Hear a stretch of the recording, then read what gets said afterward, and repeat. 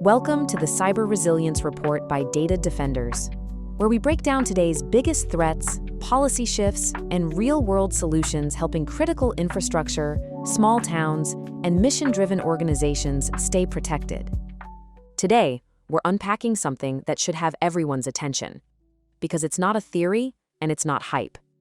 It's a real cyber war playing out in real time, and the battlefield? It's not just government agencies or big tech companies. It's our hometowns. From local utilities to hospitals to public infrastructure, our most essential systems are now targets in a quiet, deliberate campaign of cyber infiltration, one that's being backed by hostile foreign governments. If this sounds familiar, you might remember our September 30th episode, From Vulnerability to Resilience. That one broke down how the lapse in federal cyber programs left towns exposed. Today, we're taking it a step further, showing how they can fight back through continuous operational defense. So in this episode, we're asking the big questions. Why are adversaries breaking into small town systems? What are they waiting for? And what will it take to stop them before they act? We'll examine the outdated security models that are leaving communities vulnerable, explore the advanced threats already hiding in plain sight, and lay out what a proactive defense, built on partnership, not just alerts, really looks like. Let's get into it. You know, a recent 60 Minutes report just pulled the curtain back on something pretty terrifying. There's a cyber war happening right now, and the battlefield, well, it's our hometowns. This isn't some movie plot. It's real, and it's aimed at our most essential services. So let's dive into this and figure out what it all means. That warning comes from a retired 4-star general, Tim Hawk. And you gotta pay attention to that phrase he used, unrestricted warfare. What does that mean? It means the bad guys aren't just thinking about military bases anymore. Nope, they're looking at the things that keep our daily lives running. It completely changes what we think of as a battlefield. I mean, just think about it for a second. The water you drink every day, the power that keeps your lights on, the roads you drive on, these are now the front lines. The goal here isn't just to steal some data. It's to cause absolute chaos, to disrupt our society, especially when we're at our most vulnerable. So this really brings us to the two big questions we have to answer, right? First, how in the world are these super sophisticated hackers, backed by entire countries, getting into our most important systems? And maybe the scarier question, why are they just sitting there quiet? What are they waiting for? Okay, so the first threat we really need to wrap our heads around is the sheer scope of this. Any old idea you might have had that, my town's too small, or my company's not important enough to be a target, yeah, that thinking is completely and dangerously wrong. That 60 Minutes piece gave a perfect example. They talked about the hack on the utility in Littleton, Massachusetts. I mean, it's a small provider, no obvious connection to national defense. So why go after them? Simple, because adversaries are looking for the path of least resistance. They're looking for the soft, easy ways into our country's infrastructure. And what's really fascinating here is the why. These targets, they don't really offer a big payday or secret intelligence. Their real value? It's strategic. It's all about having the ability to flip a switch and cause massive disruption exactly when it would hurt us the most, say, during a big international conflict. And this slide just nails it. The old assumption, we're too small to be a target, is a total myth. The hack in Littleton proves it. If you provide a critical service, any critical service, you are on their list, period. This is a massive shift in how every single town, city, and utility has to think about security. So how in the world do you defend these smaller but vital targets? Well, the solution is to make top-tier enterprise-grade security something they can actually get and afford. It's wild. Nearly half of all cyber attacks are aimed at the smaller guys. That's why things like regional security operations centers are such game changers. They let a bunch of towns pool their resources to get that advanced 24/7 protection. This concept is being pioneered by the Regional Cybersecurity Operations Center, or RSOC. Launched by Data Defenders, RSOC acts as a new cybersecurity utility designed specifically to support municipalities and agencies. RSOC is the blueprint for scaling enterprise-grade resilience affordably. It provides 24/7/365 round-the-clock continuous protection using DataShield Cybersecurity 360 and AI-powered DataShield analytics. This approach offers comprehensive security at a fraction of the cost, up to 77% less than the expense of building an in-house security operations center.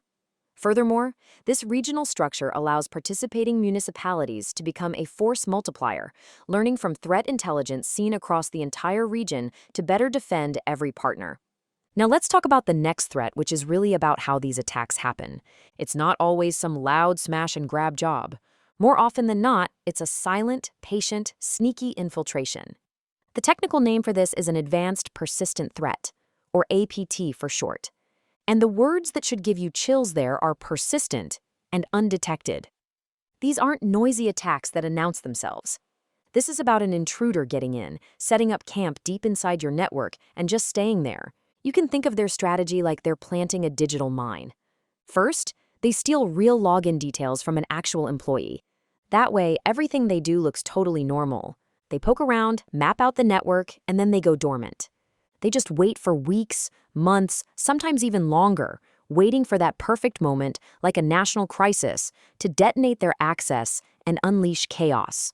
And that patient strategy is exactly why the old ways of doing security are failing. A traditional security provider, they're reactive. They're built to sound an alarm when a known virus shows up, but they are completely blind to an attacker who's using real credentials and just blending in. You need to be proactive. And that new proactive model is called a Managed Cybersecurity Operations Provider, or MCOP. It's a huge shift in thinking.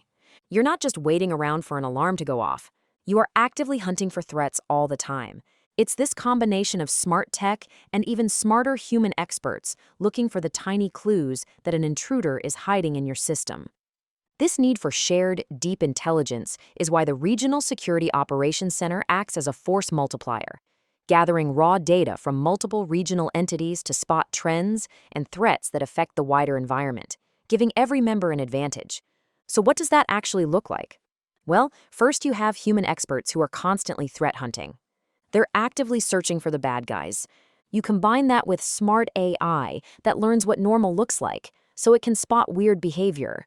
Like why is someone from accounting suddenly trying to access the water control system at 3 a.m.? And then you have advanced tools on every single computer and server looking for these dormant threats before they can ever be used. Okay, so this third threat from the report, honestly, it might be the most frustrating one of all. Because for all this talk about sophisticated secret agent-level hackers, they often get in by exploiting really simple, basic mistakes. I mean, this is just shocking. The way the attackers broke into the Littleton utility wasn't some brand new top-secret hacking technique. Nope, they got in through a known vulnerability in a firewall that just hadn't been updated. That's it. It was a completely preventable mistake. And the price tag for that simple failure? Over $50,000 just to rebuild the network. For a small utility, that's a huge hit. And honestly, they got off easy. For bigger companies, an attack that gets in through a basic weakness can cost millions and millions of dollars. Which brings us right back to General Hawk's advice. It's so simple, but so important. Before you can even think about fighting off the most advanced threats in the world, you just have to get the basics right. And the good news is, we know how to do this. There are proven methods, things like penetration testing, where you basically hire a good guy to act like a bad guy and find the holes in your defense, and systematic vulnerability management, which is a fancy way of saying you have a rock-solid process for finding and fixing weaknesses, like making sure those critical security patches get installed right away. So when you start putting all these pieces together, protecting the little guys, hunting for the silent intruders, and absolutely nailing the basics, you start building towards a much bigger, much more important goal, what we call proactive operational resilience. Remember the enemy's ultimate goal? It's not just to turn off the lights somewhere. It's about distraction. It's about forcing the U.S. to deal with dozens of emergencies here at home, which makes it way harder for us to respond to a big crisis on the world stage. So cybersecurity isn't just an IT issue anymore. It's a national readiness issue. And this is where the whole solution really comes full circle. A modern cybersecurity model is a symmetrical partnership. The security experts, they handle the tough 24/7 fight against the intruders, and that frees up the people who run the hospital or the city to focus on their actual jobs, delivering clean water or taking care of patients. It completely cancels out the enemy's strategy of creating distraction. So if you take away one thing from all of this, let it be this. The old way of just waiting for an alarm to go off is over. It's done. For the organizations that run our country's most critical systems, a proactive, hands-on operational defense isn't just a nice idea. It's an absolute necessity. Look, the threats are very real, and the stakes could not be any higher. We know for a fact that our adversaries are already inside some of our networks, just lying there, waiting. So the final question we all have to ask ourselves is, are we equipped to find these digital mines before it's too late?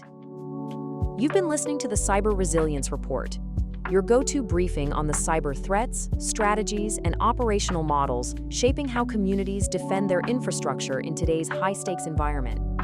If you found value in today's episode, don't forget to subscribe, follow, and share, so others on the front lines can stay informed.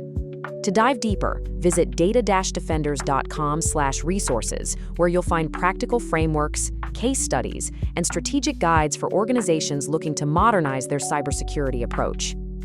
You'll also get 24/7 access to our Notebook LM instance by Google, where decision makers can explore best practices and make smarter, faster security decisions. Because cybersecurity isn't just about stopping attacks, it's about keeping society running when it matters most. Thanks for listening to the Cyber Resilience Report, where we spotlight the real-world challenges and proven solutions helping protect the systems our communities depend on.